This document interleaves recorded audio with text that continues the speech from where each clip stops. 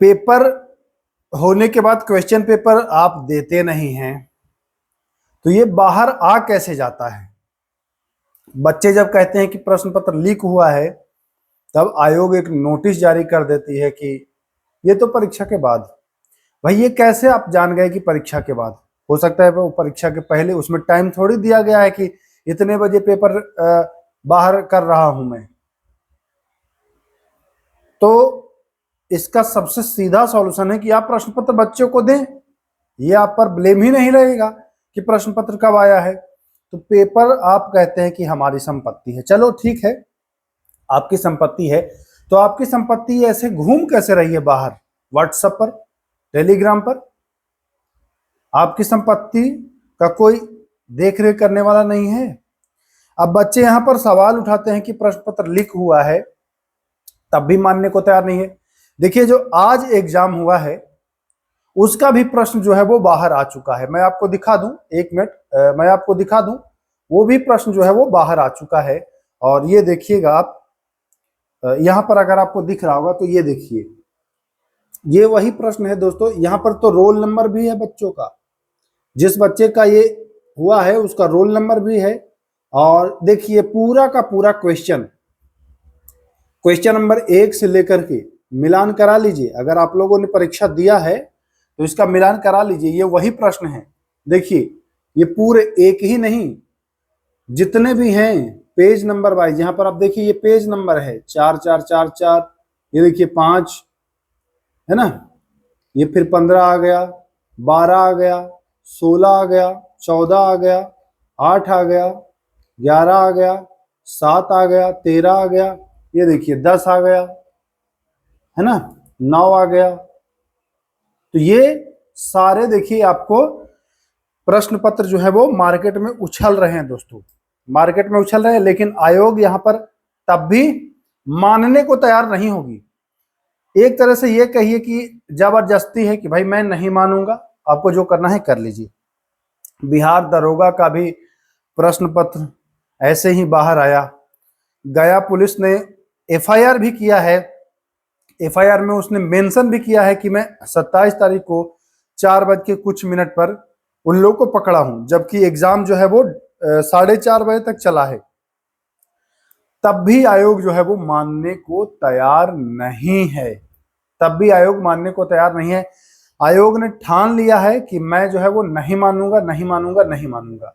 तो ये बताइए, फिर आप ऐसे ही नौकरी दे दीजिए लोगों को, क्यों इतना परेशान करते हैं बच्चों को जब कुछ मानना ही नहीं है ना?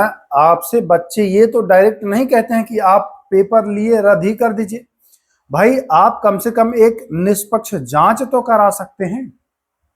जांचोपरांत आप अगर पाया जाता है कि हाँ इसमें गड़बड़ी है, तब आप कराइए। तो न आप जांच कराने के पक्ष में होते हैं, न आप कुछ क्लियर करते हैं कि भाई ये है। आप बस एक स्वतः एक नोटिस जारी करेंगे, उसमें अपने आप को निर्दोष साबित करते हुए और एक लेटर वायरल कराएंगे कि बृहद पैमाने पर नहीं हुआ है बस। अरे बृहद पैमाना और छोटा पैमाना, ये पैमाना कहाँ से लाए हैं सर आप? ये पैमाना आप कहाँ से लाए हैं बिना जांच किए? ये बृहद पैमाना, पैमाना क्या होता है? लीक हुआ तो हुआ।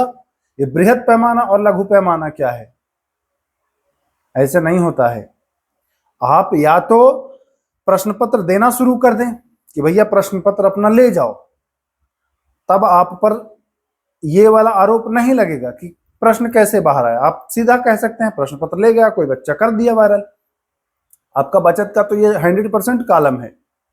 लेकिन आप प्रश्न पत्र भी नहीं देंगे, कुछ आप स्पष्टीकरण भी नहीं देंगे, बस अपने आप को निर्दोष साबित का एक प्रमाण पत्र वेबसाइट पर डाल देंगे। और यही नहीं, और ये भी कहेंगे कि कुछ लोग भ्रमित कर रहे हैं।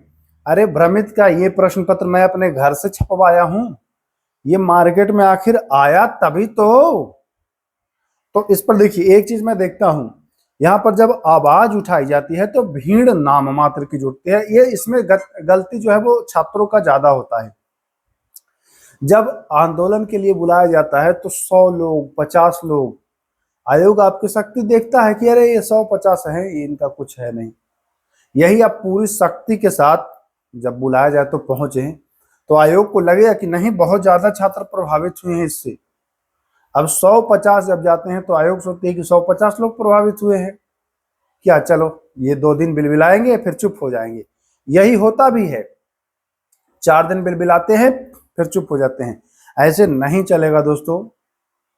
सारे लोग को एकजुट होना पड़ेगा और इस पर आवाज उठानी पड़ेगी।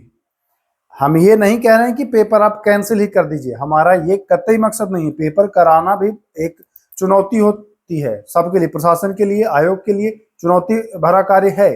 मैं ये नहीं कह रहा हूं कि मैंने कहा पेपर कैंसिल ही कर दीजिए, लेकिन इसका कोई उपाय करिए ना कि ये ऐसे क्यों बार बार हो रहा है, इसको रोकने का प्रयास करिए। तो गलतियों को आप दबा देते हैं, आप उस पर पर्दा डाल देते हैं कि नहीं नहीं नहीं हुआ है, तो जो सेटर है, जो धांधली कराता है, वो उसका मनोबल और उच्च हो जाता है और हाई हो जाता है, कह रहे कुछ नहीं, आयोग तो हम ही लोग की तरफ से है। इस तरीके का सोचेंगे, अगली बार फिर वो ऐसी हरकत करते हैं। बैक टू बैक ये हरकत देखने को मिल गया। देखिए, बिहार दरोगा मुख्य परीक्षा 1799 वाले में भी ये देखने को मिल गया, और आज का जो एग्जाम हुआ उसमें भी ये सेम टू सेम चीजें देखने को मिल गई। दोनों में प्रश्न पत्र बाहर आ गए। तो ये प्रश्न पत्र आखिर बाहर कैसे आ रहा है? कौन इतनी बड़ी हिमाकत कर रहा है भाई? आप कहते हैं कि हमारे स्टाफ वायरल कर देते हैं, तो स्टाफ में इतनी शक्ति आ कहां से रही है? वो प्राइवेट स्टाफ है या सरकारी? सरकारी कर्मी होंगे तो इतनी हिम्मत तो नहीं होगी। नौकरी का प्रेम सबको होता है। या तो फिर आप उनको दंडित नहीं कर रहे हैं, कायदे से दंडित करें तब वो ये हिमाकत ना करें, या उन पर कोई ठोस कदम उठाइए, या जहां से वायरल हो रहा है उस स्कूल पर ठोस कदम उठाइए, वहां के जो प्रमुख हैं उन पर कार्रवाई करिए। तो जो भी कार्य में संलिप्त है उस पर कार्रवाई करिए, जांच जरूर कराएं इसकी कि ये आया कैसे। जांच नहीं कराएंगे फिर अगली बार यही करेगा। अब बच्चा ये सोच के कंफ्यूज रहता है कि मैं देने जाऊं एग्जाम के ना, क्योंकि देने जा रहे हैं तो परीक्षा कैंसिल, पर एग्जाम का क्वेश्चन वायरल हो जा रहा है। तो इस तरीके से बच्चे बहुत मेहनत करते हैं, उनके सपनों के साथ ऐसे न खेलिए। इसका सिंपल सा एक ही बेहतरीन उपाय है कि आप संशोधन करिए, आपकी जो नियमावली है उसमें संशोधन करिए, और प्रश्न पत्र अभ्यर्थियों को, ओएमआर सीट की छाया प्रति अभ्यर्थियों को जो कार्बन कॉपी है वो ले जाने दीजिए। आप पर जो आरोप ये लगते हैं, ये आरोप लगेगा ही नहीं, स्वतंत्र रहेंगे आप। बाहर आया तो बच्चा ले गया, बाहर आया, है ना?